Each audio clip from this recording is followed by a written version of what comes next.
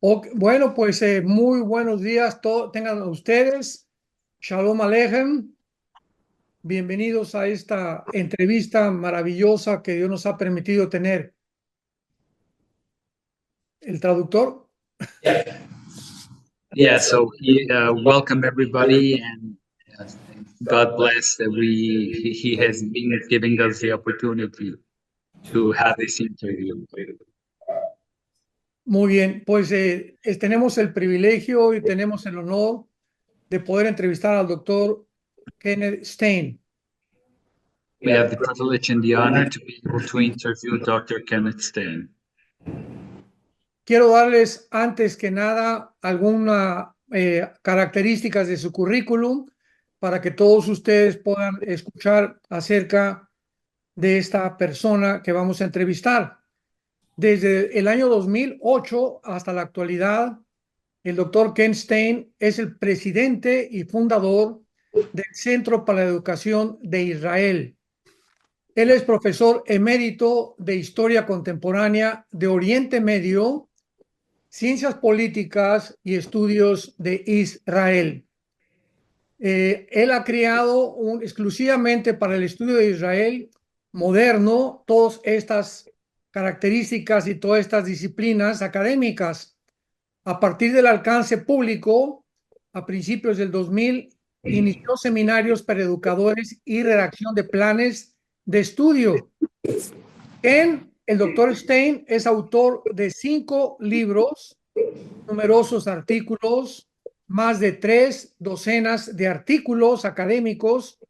En la década de los 80 inauguró atractivos programas de pasantías como miembro de Oriente Medio del Centro Carter, en ISMI y en CEE.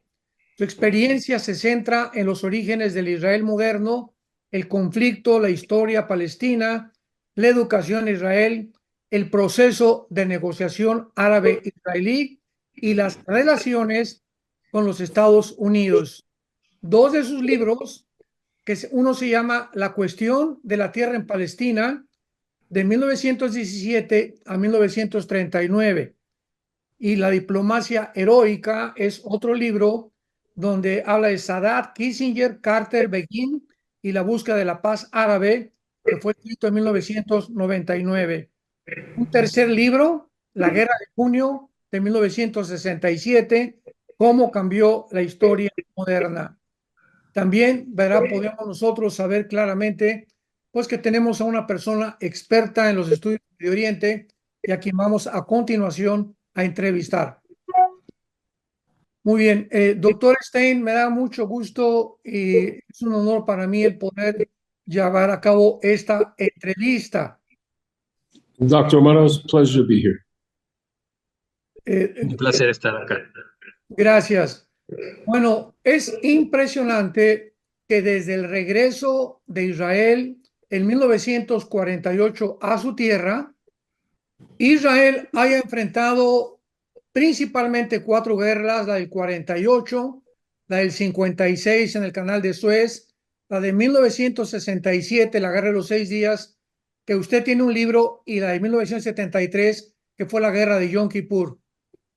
Y después de estas 4 guerras, nos damos cuenta que algunas naciones árabes se incomodaron bastante porque todas las guerras las perdieron. Y entonces comenzaron a fundar grupos terroristas para continuar atacando a Israel. Y hasta este momento, en el siglo XXI, vemos la insistencia de los grupos terroristas y sabemos claramente que todos están sostenidos y financiados por la nación de Irán. Y la primera pregunta que me gustaría hacerle, que es absolutamente inconcebible, irracionable y antihumano lo que sucedió en el asalto del pasado 7 de octubre. La forma como la mayor parte del mundo reaccionó es irrazonable. Todos hubiéramos pensado que hubieran tenido lástima de los rehenes que todavía se encuentran en Gaza y que hubieran condenado el genocidio del grupo de Hamás. Sin embargo, no fue así. Y la pregunta es la siguiente: ¿por qué cree usted que existe este odio y este antisemitismo en contra de los judíos? Well, there's a lot of background which you've provided. I thank you for that. Let me try and give my answers as brief as possible. Gracias por todo el contexto que dio y trataré de responder tan breve como pueda.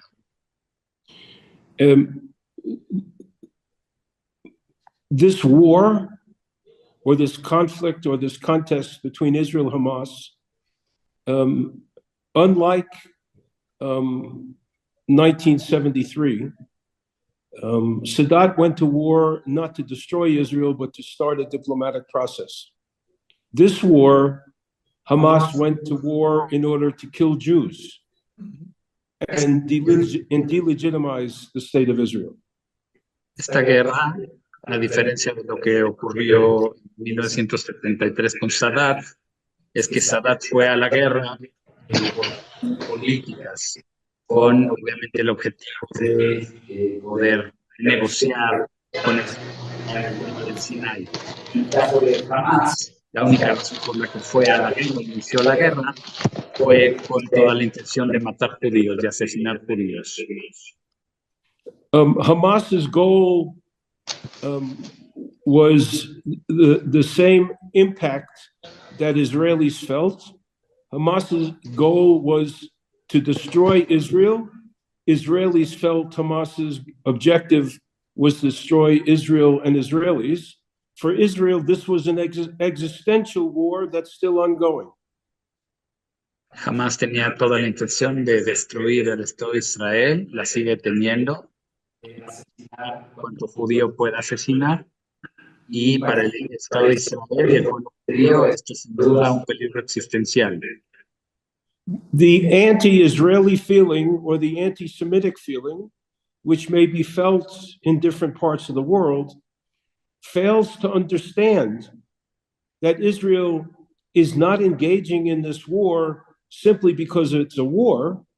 Israel is engaging in this conflict against Hamas because it feels, because of what happened on October 7th and the taking of the hostages, it feels that its very well-being, its very future is at stake. Para una gran parte del mundo no logra comprender que la razón por la que Israel fue obligado a entrar a esta guerra es porque Israel entiende bien que su futuro está amenazado. Israelis don't see a moral equivalence. They see what happened to them on October 7th as genocide. Los israelíes no ven la situación en términos de si hay equivalencias morales o no. Ellos entendieron el 7 de octubre como un intento de genocidio.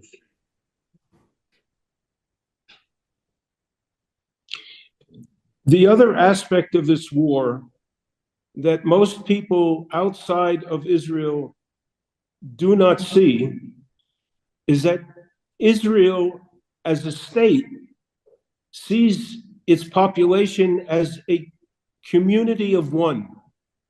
In other words, if one person is attacked, the entire country is attacked. And that's how Israelis have reacted. Otro aspecto que es importante entender es que la sociedad israelí se entiende. You know what? There's a lot of feedback. I'm going to go to another room. Les pido que me esperen un minuto. Me voy a compartir porque hay muchísima feedback entre los dos equipos. Just a minute. Because even though I muted myself, I'm hearing myself in the other computer, so I'll go somewhere else.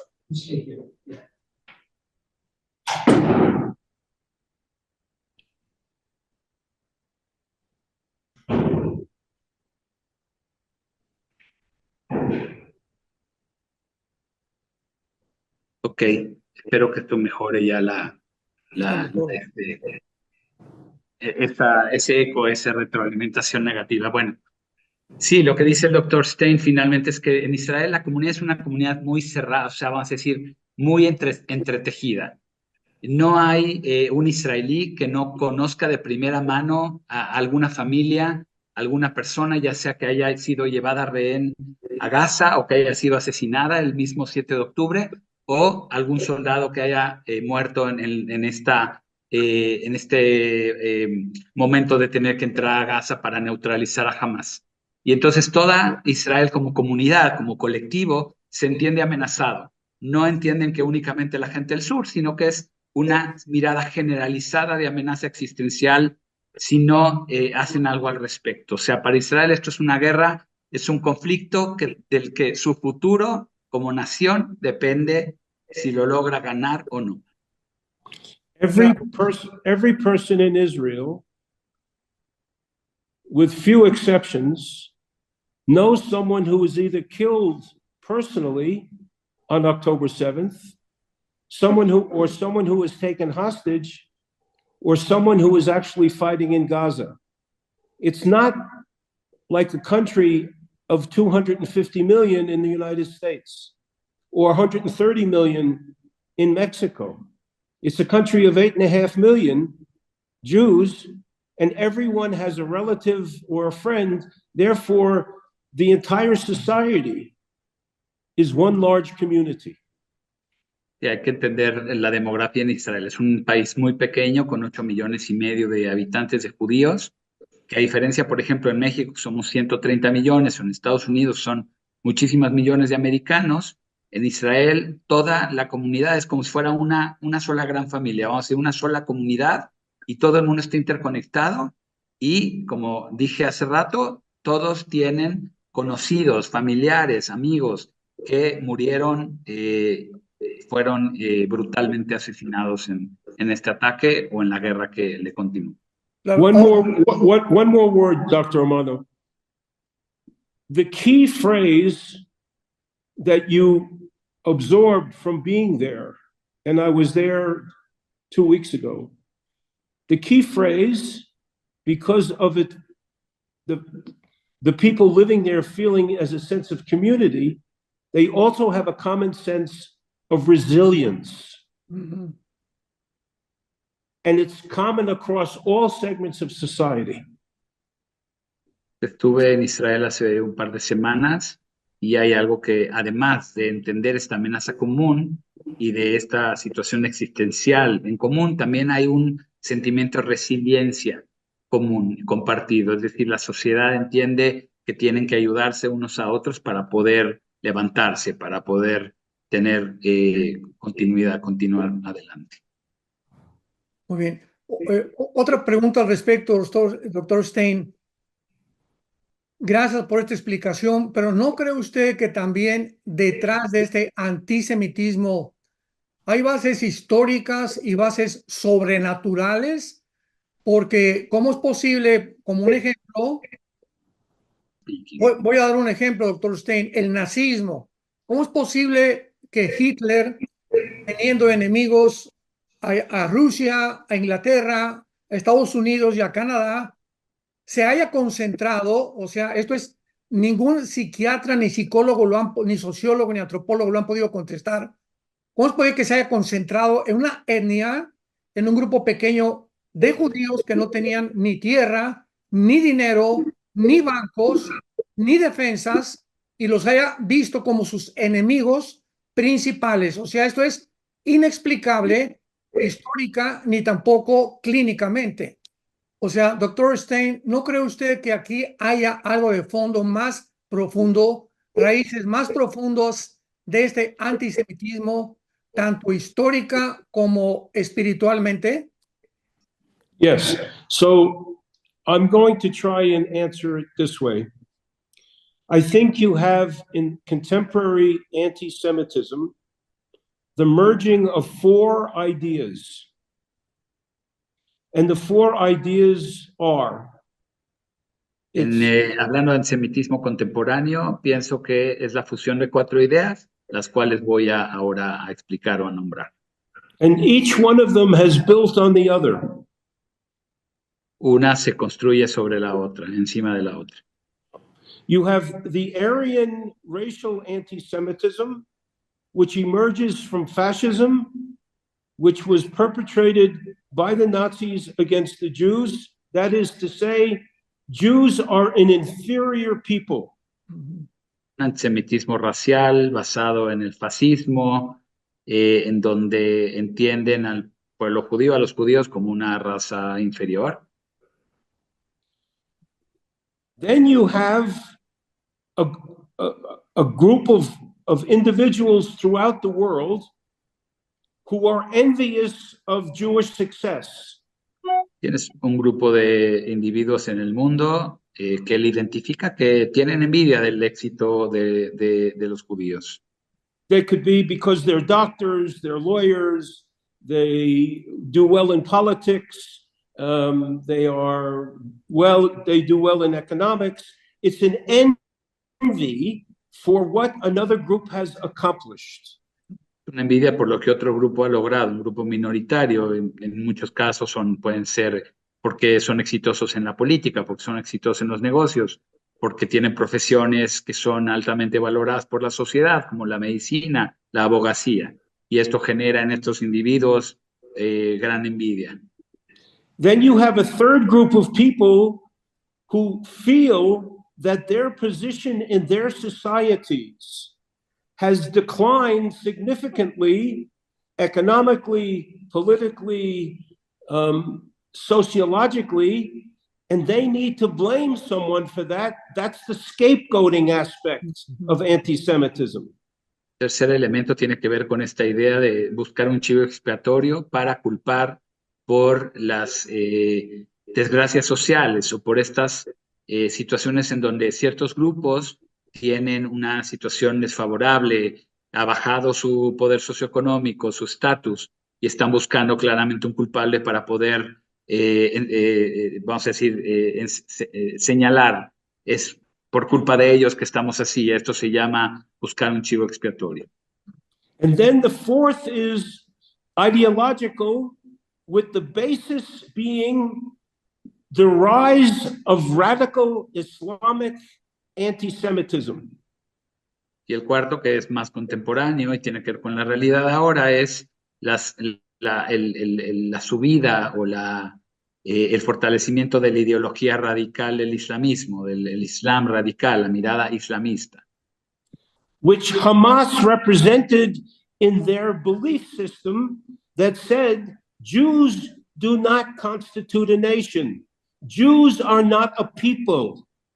Jews are only a religion. They have no right to a state. Y una de estas miradas del islamismo, representado por Hamas, claramente dice: los judíos no son un pueblo, no son una nación, son únicamente una religión y como tal no tienen derecho a tener un Estado.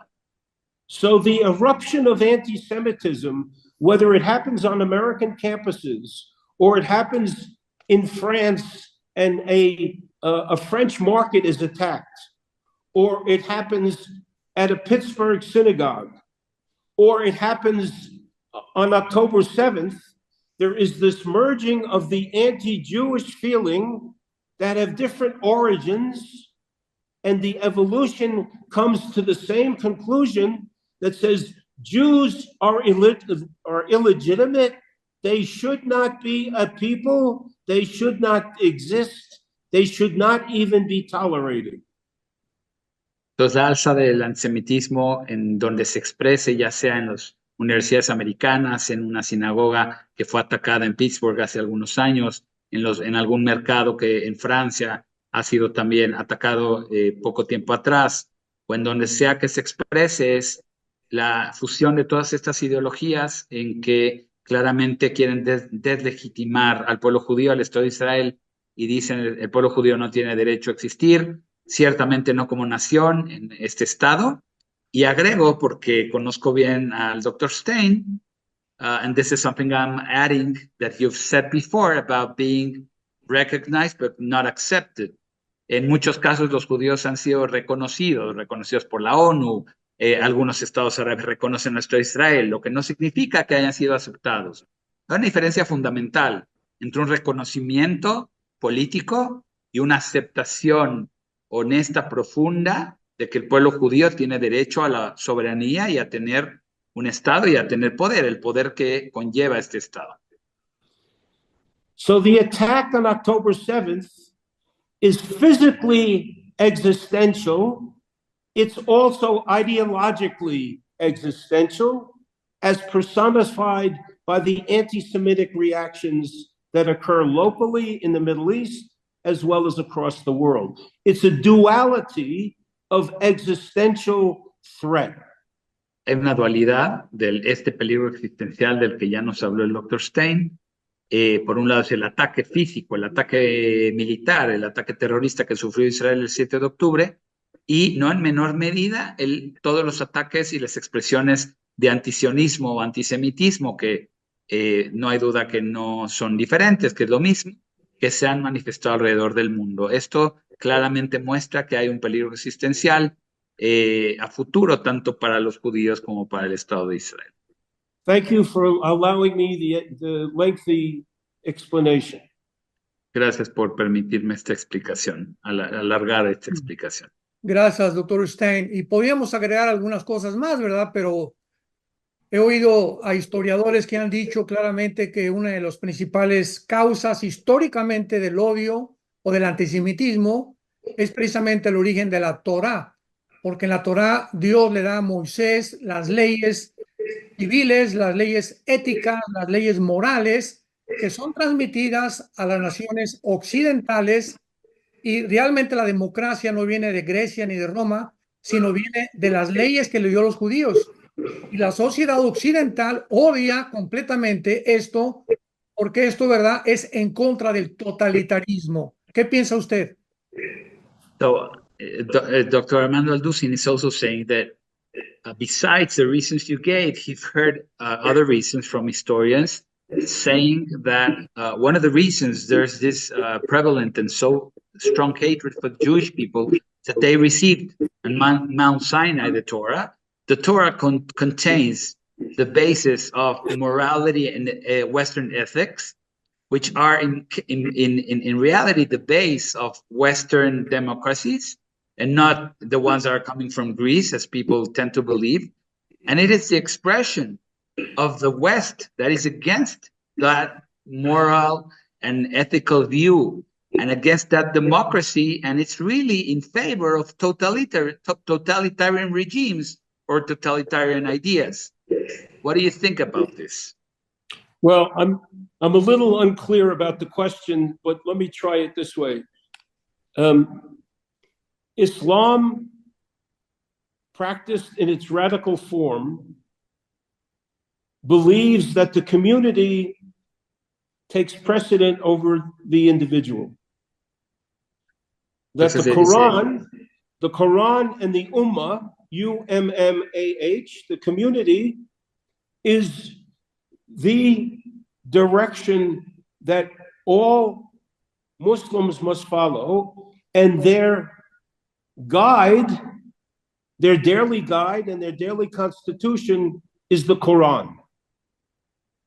Entonces él le dice que hay que entender que en el caso del Islam, la comunidad o Ummah toma precedentes, vamos a decir, todas las consideraciones de una mirada islamista es que la comunidad está por encima de cualquier individuo, de cualquier libertad individual, y la guía para, vamos a decir, para llevar a toda esta comunidad en la dirección que ellos consideran que es la correcta, está en el Corán. In the Quran, there are verses that are highly critical of Jews. Y en el Corán podemos encontrar versos que son altamente críticos. Well, critical is a very nice way to say it, but yeah, son críticos de los judíos, ¿no? Que hay cierto antisemitismo de base en estas expresiones en ciertas partes del Corán. On our website, israeled.org, ISRAELED.org, israeled.org, we have a Spanish section. And in the Spanish section, I have quotations from Hamas leaders who quote the Quran, and they quote the necessity of destroying the state of Israel. They're crystal clear about their goal and about the drive to do so, and the support which they laud and they praise coming from Iran. Entonces, el doctor Stein invita a todos a entrar a la página, una página totalmente gratuita, con toda, vamos a decir, su trabajo de años, que es www.israeled, de educación, israeled.org. Hay una sección en español y en esa sección van a poder encontrar todo tipo de citas, todo tipo de documentos en donde Hamás y su liderazgo, tanto político como religioso, a lo largo de muchos años, han dejado con toda claridad en manifiesto que quieren destruir al Estado de Israel y quieren acabar también con los judíos. Y esto inspirado obviamente en esta mirada extrema del Islam que se puede encontrar en algunos pasajes, en algunos versículos del Corán. Gracias, doctor Stein. La segunda pregunta que le quisiera hacer es, ¿cuál es el origen de la palabra Palestina y palestinos? Well, I think that goes back to the Roman times as a geographic area, or a large geographic area, but there is no geography of a Palestinian state that doesn't evolve until the British suggested there should be two states in 1947. Actually, the British suggested the possibility of separation of the two communities in 1937, but there is no geographic border that one could call Palestine that goes back before the British decided to artificially create something called that in the 30s. I'm going to add, in addition to this, after Mauricio does this translation. Él habla que el origen viene desde época romana, es una zona que los romanos le pusieron este nombre, y yo agrego con toda la intención de desjudaizar. Esta zona se conocía como la provincia de Judea, y tras la revuelta de Bar Kokhba se le cambia el nombre a Palestina por el enemigo bíblico del pueblo judío, los filisteos, y en realidad no tiene nada que ver con, nunca hubo una entidad política, geográfica en este estado, fuera hasta el 1937, donde los británicos por primera vez sugieren la posibilidad de hacer una separación una separación artificial de esta tierra, una para la población árabe y una para la población judía que ya había migrado y existía desde cientos de años atrás. Entonces realmente, básicamente hasta el 47 en la partición, es donde se habla de un estado o de una entidad política llamada Palestina que nunca existió en la historia. Now, the people who lived there were Arabs who lived in what we know as the land of Israel. They lived in the Ottoman Empire. They were local residents of the area that included Palestine. In 1922, the British defined this as the Palestine Mandate. My father-in-law was born in Tel Aviv in 1933. His identity card says he is a Palestinian. He's an Israelite. He's an Israelite, but he's also a Palestinian. Lo que explica el Dr. Stein es que en esta zona, hasta el año 1920-21, los británicos es cuando empiezan a hablar de esta idea. Estos eran árabes que vivían en la zona y por cientos de años, 500 años, fueron parte del Imperio Otomano, con una identidad claramente árabe, pero todavía no con esta mirada nacional que surge, por supuesto, muchos años después, décadas después, en el medio del conflicto con Israel.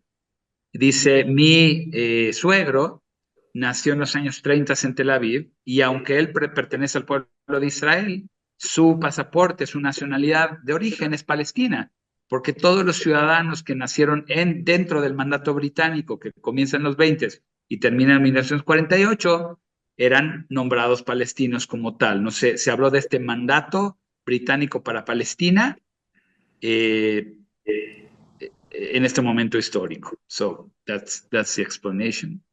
Yep. Dr. Romano, in Arabic, the histories of this place, there's nothing that we have, to my knowledge, that's called Tarikh al-Philistine, the history of Palestine, from the middle of the 1800s all the way through the middle of the 1900s. You have a history of Nablus, or you have a history of Akko, or you have a history of Jerusalem. But there is not yet a congealed geographic identity that only emerges with great strength, I might add, after and during the creation of Israel's being. Dice el doctor Stein, todos estos desde el siglo XVIII hasta prácticamente la creación del Estado de Israel en el 48, no existe una historia, una mirada colectiva nacional palestina. Existe la historia de Nablus, existe la historia de Jerusalén, existe la historia de Akko, de Acre. Es decir, estas comunidades se entendían como muy localizadas, muy focalizadas en estas ciudades, y su historia su historia comunitaria en un lugar geográfico muy particular, en una ciudad o en una aldea. La historia en donde empieza a adquirir una conciencia nacional palestina surge a partir de la guerra y del enfrentamiento con el Estado de Israel, con el Estado judío, hacia bien entrados los años 40 y 50. Muy bien. Bueno, podemos entrar a la tercera pregunta. Muchas gracias, doctor Stein. Muy clara la explicación. Desde 1948 hasta este momento, estamos hablando de casi 76 años que el Estado de Israel recobró su identidad nacional soberana en el mundo. Nunca había enfrentado un dilema como el que está enfrentando actualmente. ¿Qué piensa usted acerca de este dilema actual en el cual Israel se encuentra bajo la presión de los Estados Unidos, ya que el presidente Joe Biden está enfatizando que tiene que haber dos estados dentro del territorio de Israel? Ahora, ya lo sabemos, ni los palestinos ni tampoco los judíos aceptan la solución de dos estados. Esto es absurdo, es ridículo, porque la misma constitución de la fundación que hizo Yasser Arafat, de la Organización para la Liberación de Palestina, claramente un artículo dice: nuestro propósito es la exterminación del Estado de Israel. Entonces, el dilema que ahorita el Estado de Israel enfrenta, mi pregunta es, ¿qué cree usted que va a suceder? Porque la presión de Estados Unidos es que haya dos estados, aunque ellos mismos saben hipócritamente que esto es una irrealidad. ¿A dónde cree usted que esto va a poder llegar? It's a complicated question, but I'll try, if I can, to give you an oversimplification in an answer. Pregunta compleja, pero trataré de dar una respuesta quizás simplista en naturaleza. Sadat and Begin in the 70s could negotiate with one another successfully because neither one of them had a question about the other's sovereignty. En los años 70, Begin y Sadat pudieron llegar a una negociación exitosa porque ninguno de los dos en ningún momento puso en cuestionamiento el derecho del otro a su soberanía. Even after the 73 war, the Israelis developed trust in Sadat, and Sadat developed trust in Begin. Aún después de la guerra de Yom Kippur en el 73, los israelíes pues fueron con el tiempo desarrollando una confianza en Sadat, y los egipcios y Sadat una confianza en Begin, que era el primer ministro de Israel en el momento. They traded land for peace. Trust was the underlying element that was necessary, required. Intercambiaron el territorio del Sinai por paz, y el elemento más importante y fundamental para que esto se lograse era la confianza mutua. When Jordan and Israel signed the treaty in 1994, it was the underlying trust between King Hussein and Yitzhak Rabin. Lo mismo aplica en el 94 cuando Jordania firma un tratado de paz con Israel. La base de este tratado era la confianza que había entre en ese momento el primer ministro Rabin y el rey de Jordania, el rey Hussein. A prerequisite for successful negotiations is trust in the other side and accepting that the other side has a right to exist. La base de toda negociación, además de la confianza en el otro lado, es la aceptación tácita de que el otro tiene derecho a existir. In Egypt, Israel, and in Jordan, Israel, the respective sides respected each other's population and their leaders. En el caso de Egipto, Israel, Israel, Jordania, cada lado respectivo respetaba tanto a la población del otro país como a sus líderes. In the Palestinian-Israeli political theater today, neither of the two sides have strong political governance establishments. En el caso actual, en la actualidad, en el tema con el conflicto palestino, algo que comparten los dos entidades es que ninguna tiene un gobierno que realmente tenga legitimidad, fortaleza, que sea autoritario y representativo y sólido. So you ask the question, how can the United States, for many years, actually since 1979, speak about a two-state or two places for two peoples when we realize that there's an absence of trust? ¿Cómo pueden, y la pregunta que usted hace es cómo pueden los Estados Unidos, en realidad desde 1979, pedir esta solución de dos estados cuando hay una total falta de confianza mutua? Jimmy Carter, with whom I worked, said to me in the 80s, he said to me, if they give me a chance, me, Jimmy Carter, to mediate this, I can finish with it. Jimmy Carter, en los años 80, con quien trabajé de manera muy cercana, el Dr. Stein fue director del Centro Carter, me dijo una vez, que me den la oportunidad a mí de negociarlo, de mediarlo, y lo voy a resolver. And my response to him 6 or 7 times in the 80s was, Mr. President, Sadat, Arafat is not Sadat, and Sinai is not the West Bank. Y mi respuesta en repetidas ocasiones, por lo menos 7, fue, señor presidente, Arafat no es Sadat, y lo que es Judea Samaria o el West Bank, el banco al occidente del río Jordán, no es Sinai. Every Israeli prime minister since Levi Eshkol, since the end of 67, has tried very hard not to have a Palestinian state, but to manage the Palestinians without them having an independent state. Todos los primeros ministros, por lo menos desde Levi Eshkol en los años 60 hasta el presente, han tratado los primeros ministros de Israel de manejar el conflicto, de manejar esta crisis, esta situación, sin otorgarles un Estado palestino como ellos quisiesen que fuese. 4 Israeli prime ministers have said, maybe we can try a state. Sharon said it, Netanyahu said it, Omer said it, and Barak said it. And each time they tried, they ran into a stone wall. 4 primeros ministros lo intentaron en las últimas décadas, Ariel Sharon, Yitzhak Rabin, Ehud Olmert y el mismo Bibi Netanyahu. Quizás sería posible hacerlo, y los 4 se encontraron una pared imposible de franquear, de cruzar. Maybe the Palestinians don't want to negotiate 2 states because they want it all for themselves. Muy posiblemente los palestinos no quieren negociar 2 estados porque no quieren dividir, porque quieren toda la tierra de Israel para ellos.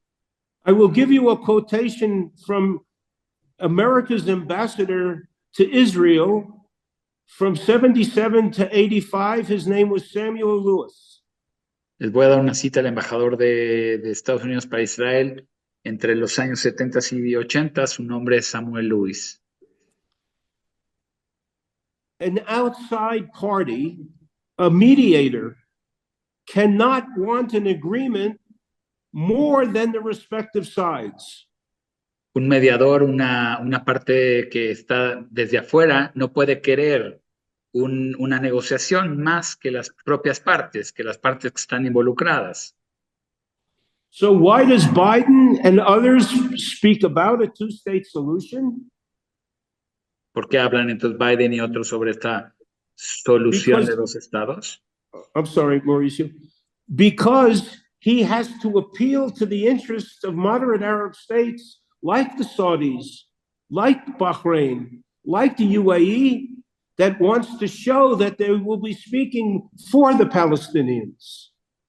And therefore, Biden will stand up and say a two-state solution is our only viable way. But that doesn't mean you can achieve it. Porque lo que dice el doctor Stein es que finalmente él tiene también que apelar a estos estados árabes más moderados como Bahrein o Emiratos Árabes o Arabia Saudita, en donde ellos quieren también, obviamente, las simpatías vamos a decir, del público árabe, de la población árabe, y claramente decir, pero quizás nada más de manera declaratoria, queremos dos estados, aunque quizás de fondo sepan específicamente Biden que esto no es viable, que esto no es posible. And it's been estimated by think tanks that if there is to be a Palestinian state, one will need approximately $2.5 to $3 billion a year for 10 years that will flow into that state for the economic well-being. Now, I don't know any Arab state that's put their hand up and said, count me in for $20 billion over 10 years. And why? Because they don't trust the ability of the Palestinian Authority to manage state building. Could you just repeat that, the amount that would have to flow into the Palestinian state yearly? Because I missed.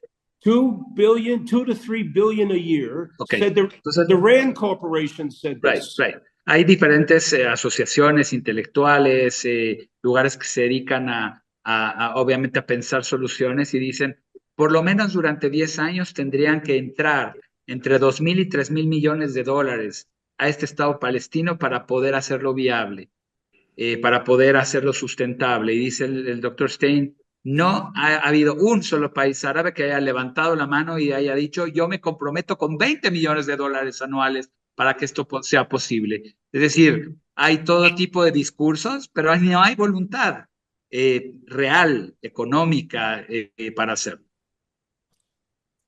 And that's separate and apart from what it will take to rebuild Gaza. Y eso es solamente separado, o sea, eso no considera lo que se va a tener que invertir para poder reconstruir Gaza. Claro. Que por cierto ha sido reconstruida en varias ocasiones porque jamás no deja de atacar a Israel. Again, thank you, Dr. Armando, for allowing me to explain it in considerable detail. Agradece el tiempo de poder dar estas explicaciones. Todo el tiempo le pertenece a él. Bueno, la cuarta pregunta que tenemos, qué interesante ha estado todo, ¿verdad? Todos los que nos están escuchando, cuánta realidad hay una información verídica de lo que está sucediendo en el mundo. ¿Qué sucederá si Benjamin Netanyahu continúa avanzando esta semana? Porque hace una semana decidió avanzar a la ciudad de Gaza, de Rafah, en Gaza. El presidente Biden le acaba de contestar, es más, le llamó el presidente Biden a Netanyahu, que era un imbécil, con estas palabras que estoy repitiendo del presidente Biden a Netanyahu. Y él contestó que él va a seguir avanzando hacia Rafah, porque necesitan realmente penetrar en este territorio para ya tener una conquista casi total de la Franja de Gaza. La pregunta es, ¿qué cree usted que va a suceder si Netanyahu continúa oponiéndose a la voluntad de Biden? There's a third reason why Khan Yunis and Rafah are important. That is where the highest ranking leadership of Hamas is situated and hiding out. Una de las razones fundamentales, además de todo el tema del contrabando y de todo el armamento que entra desde Egipto, y por eso el sur de Gaza, específicamente Han Yunis y Rafah, son ciudades clave para Hamas como grupo terrorista, es que se sabe que en Rafah están escondidos los líderes más importantes de Hamas, están ahí ahora atrincherados o en los túneles, escondidos. And you also have hostages that are most likely being held in Khan Yunis or Y around muy Khan Yunis. posiblemente en el sur de Gaza, de la franja, están ahora la mayor parte de los rehenes israelíes que todavía no han sido liberados o que están sus cadáveres, sus cuerpos, pero que no han sido devueltos. And you have one of the most highly complicated tunnel complexes between Khan Yunis and Rafah. Y tienes también la red más compleja o más elaborada de túneles subterráneos de toda la franja de Gaza entre la ciudad de Han Yunis y la ciudad de Rafah. So Khan Yunis and Rafah are a central nexus for the oxygen that Hamas might need to survive should a ceasefire come about. And they need this in order to sustain themselves into tomorrow. Estas dos ciudades son clave, son esenciales si Hamas quiere lograr sobrevivir en el caso de que hubiese un cese al fuego o de que terminara la guerra. Sin estas ciudades, muy posiblemente Hamas no podría sostenerse militarmente. Israelis have committed themselves to eliminate or severely shatter Hamas's ability to make war and threaten Israeli citizens. Los israelíes han tomado el compromiso de manera seria de desmantelar toda la estructura militar, el mecanismo terrorista de Hamas, para que lo que ocurrió el 7 de octubre no vuelva a ocurrir o dejar de recibir cientos y miles de misiles que han sido lanzados desde la franja de Gaza, desde que Hamas está en el poder. So the political echelon and the military echelon in Israel have got to decide what is best for the state in the long term. Does it abide by a Biden warning, or does the state have to make a decision that says we have to try and complete this so that we don't have an October 7th occur again in 5 years? Así que ahora la decisión tanto de toda la esfera política como militar en Israel es o avanzamos para neutralizar a Hamas y que no nos vuelva a ocurrir un 7 de octubre dentro de 5 años, o cedemos ante la presión de Biden y los Estados Unidos. What is said publicly may not be exactly what is said being privately between the United States and Israel. Lo que se dice de manera pública no necesariamente es lo mismo o igual a lo que se dice en canales cerrados y privados entre los Estados Unidos e Israel. In the last 4 days of the 1973 war, Henry Kissinger went to visit Israel, and he went to Golda Meir, and he said to her, you have to finish this war by the ceasefire, which will be in a day or in a day and a half.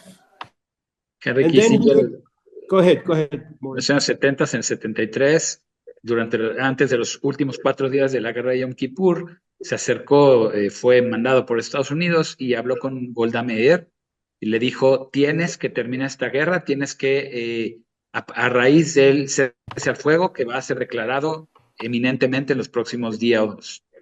And then he leaned over to Golda as she drove with him to the airport, or maybe he drove by himself, but before he left, he turned to her and he said, if you have to take an extra 3 or 4 days to finish what you want, President Nixon and the State Department won't mind.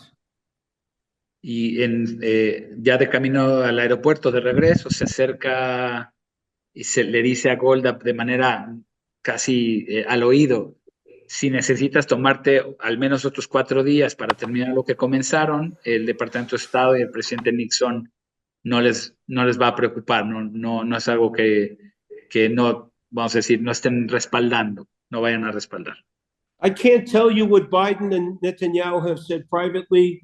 I can't tell you what the Israeli Minister of Defense has said privately to his equivalent in the United States. I am very suspect of only making my decisions and judgments as an analyst based upon what I read or based on what is reported. No les puedo decir en canales privados lo que los presidentes y el primer ministro de Estados Unidos o lo que la contraparte, el ministro de Defensa israelí y su contraparte en Estados Unidos se hayan hablado en canales cerrados. Lo que sí es, como analista, como historiador, jamás haría un análisis en base a lo que se reporta o a lo que se declara de manera abierta. Muy bien, o sea, finalmente esta presión de Estados Unidos sobre Israel, ¿usted cree que bajo la administración de Biden vaya a continuar? Porque si Netanyahu continúa avanzando hacia Rafah y no escuchando a Estados Unidos, va a haber un conflicto tremendo en el que Estados Unidos va a abandonar militarmente y económicamente a Israel. ¿Usted cree que eso pueda suceder? I don't mean to be glib in my response. The most reliable ally for the United States in the Middle East is Israel. Sin duda alguna, el aliado más confiable para los Estados Unidos en el Medio Oriente es Israel. Israel, the United States has friends, close friends, moderate Arab states, Egypt, Morocco, Jordan, Kuwait, Saudi Arabia, Bahrain, UAE, lots of Arab friends.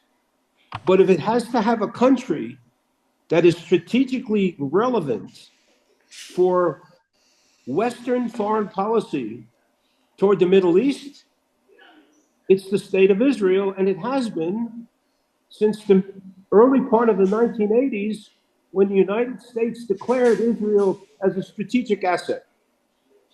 Entonces dice, claro, Estados Unidos tiene aliados, tiene amigos en los estados árabes moderados, como por ejemplo Bahrein, Marruecos, etcétera. Pero como aliado estratégico, y si hay un estado en donde los Estados Unidos valoran y declarado y abiertamente desde inicio de los 80s como un activo estratégico, como un aliado, como para ejercer su política en Medio Oriente, la política americana occidental en Medio Oriente, es sin lugar a duda el Estado de Israel. O sea, lo que el doctor Stein dice, no están en la misma categoría. Claro. Y la última pregunta, doctor Stein. Dr. Romano, one quick point. The United States cannot withdraw its aid of Israel. It can suspend it. It could temporarily deny Israel A, B, or C.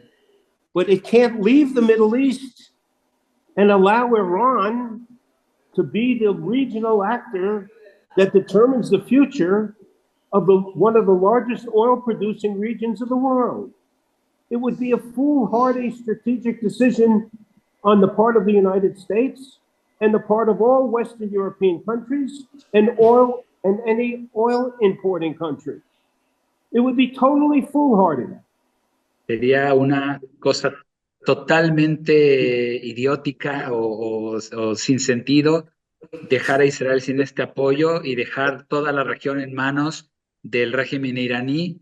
Es una región y el mismo régimen iraní que se financia a través del petróleo, y los mismos países árabes que dependen del flujo del petróleo no van a permitir, que necesita silenciarse. I may have lost you, sir. No van a permitir que Israel se quede sin este apoyo. O sea, si tienen que parar el financiamiento, por ejemplo, del apoyo militar que dan o del dinero que ayudan al Estado de Israel a financiar parte del ejército, parte del armamento, lo pueden suspender, lo pueden abiertamente decir que lo van a detener, que lo van a renegociar, pero no lo van de base a quitar, jamás. Bueno, por lo menos no en esta realidad geopolítica. Bueno, esperamos que así sea, ¿verdad? Y la última pregunta, doctor Stein, la última pregunta, ¿cree usted que va a llegar el día cuando Israel tenga paz con sus vecinos árabes? No, I don't, not with all of its Arab neighbors.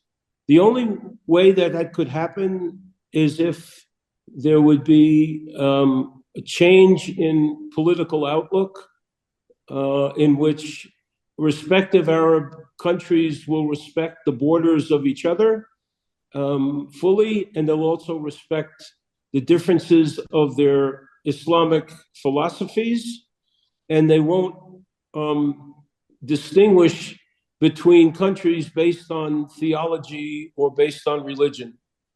The chances of that happening, Mauricio and Dr. Armando, is pretty low. And I'm reminded of a cute story, if you will allow. Just let me translate before you come to the story. Va a contar una historia, pero dice, no creo, no con todos los estados árabes, mientras sus decisiones y sus miradas políticas se basen en consideraciones teológicas, consideraciones ideológicas, no van y, vamos a decir, no respeten las fronteras de otros estados o a las poblaciones de otros estados árabes, y también de Israel, por supuesto, basadas en este tipo de consideraciones teológicas, ideológicas.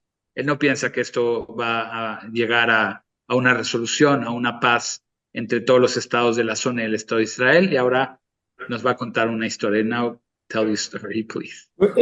Israel's viability and acceptance is greatly dependent on the stability of the Arab neighborhood. Dice, la estabilidad del Estado de Israel, política, económica, es bastante independiente de la estabilidad de sus vecinos árabes. And Israelis realize that. That's why they have to make themselves as strong as possible, because they're unsure about the stability of the neighborhood. Los israelíes lo entienden y entienden que se tienen que hacer lo más fuerte posible, porque siempre hay esta incertidumbre sobre la estabilidad de toda la zona, de todos los vecinos. So the story is, God was asked, when will there be peace in the Middle East? La historia, dice el doctor Stein, se le preguntó a Dios cuándo habrá paz en el Medio Oriente. And God replied, Y contestó Dios, not in my lifetime. no en mi tiempo de existencia, no en mi vida. Well, it's sad, but bueno, es una anécdota. Sí, muy bien. Bueno, yo solo quiero terminar, ¿verdad? Citando al profeta hebreo Jeremías, doctor Stein, He Jeremiah, wants to cite the prophet Jeremiah before we finish. en el capítulo 31 del Chapter Antiguo 31. Testamento, versículo 35 al 37. Verses 35, 35 to 37. Así es. Así dice, así ha dicho Jehová, o Hashem, Adonai, The Lord said, que da el sol para la luz, el día, las leyes de la luna y las estrellas, para la luz de la noche que parte el mar y braman sus ondas. Jehová de los ejércitos es su nombre. oh, Pastor, that's very complicated because the biblical Spanish language is quite complex. No tienes una Biblia, ¿verdad? En inglés ahí. No, Bueno, no. te lo voy a... Bueno, Dios está diciendo que Él da las leyes cósmicas del universo. So God gives the cosmic laws of the universe. Y en el versículo 36 dice que si estas leyes faltan, So the chapter says if these laws are missing, entonces Israel no sería una nación eternamente. then Israel wouldn't be an eternal nation.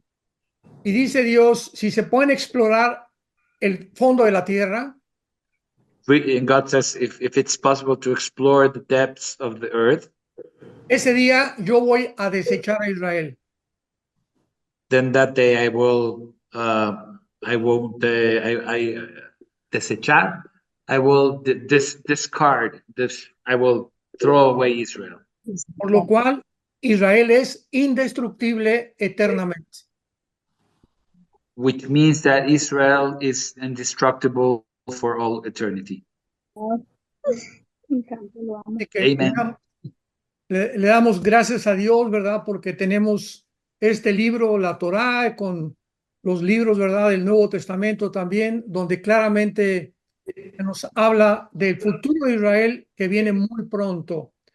Así que Yoshua no tarda en regresar por nosotros para establecer su reino mesiánico prometido a Abraham, Isaac, Jacob, David, Salomón, Ezequiel, Jeremías, Amós y todos los profetas del Antiguo Testamento. Dr. Armando, Thank God let for the Old and New Testament, and we know that Messiah is coming, so he can enact upon all his prophets and of the Bible and what's coming to this world. Y bíblicamente, él es el único que va a terminar la guerra entre According to árabes the y judíos Bible, hasta only que él God, regrese. the Messiah, can finish this war, this eternal war, this eternal conflict. Dr. Armando, Jews and Christians are a covenant people. Judíos y cristianos somos pueblo del libro, somos un pueblo que respeta el pacto. Somos el pueblo del pacto. To my knowledge, there are 9 covenants.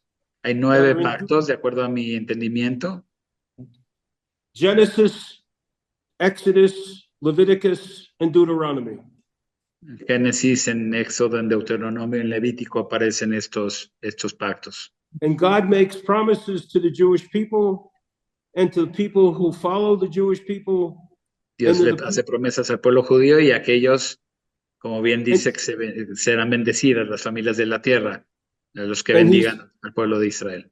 And he says, and he argues very specific things against those who don't believe in these covenants. Y hay una clara respuesta o castigo para aquellos que no creen y no respetan estos pactos. It's the covenant that connects us. Ese es el pacto, el contrato que nos conecta como pueblos. Dr. Armando, thank you very much. Doctor Armando, le agradezco mucho. Gracias, doctor Stein. Y solo recuerdo que en el libro de Jeremías 31 está el pacto final, el pacto de sangre que Dios hizo con Judá y con Israel. I remember about the blood pact that in Jeremías, doctor? Jeremías 31. Jeremiah 31 that God made between himself and the people of Israel. Between Judah and Israel. Entre Yehuda and Israel? Sí, entre Judá e Israel.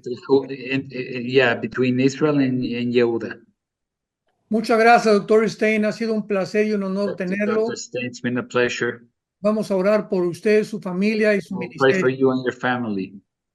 And thank you. And if I can help you and your followers again understand the difficulties and the complexities, I hope you will call upon Mauricio and I again. Gracias, y si puedo ayudar a su comunidad y a sus seguidores a entender la complejidad de lo que es esta situación actual, con muchísimo gusto lo vamos a hacer.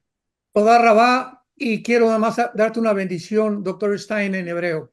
He will bless you. Thank you, sir. Yevarech Adonai v'yishberecha. Ye'er Adonai Pana Beleja. V'yishberecha. Gracias, Mauricio. Excelente traducción. Gracias a todos.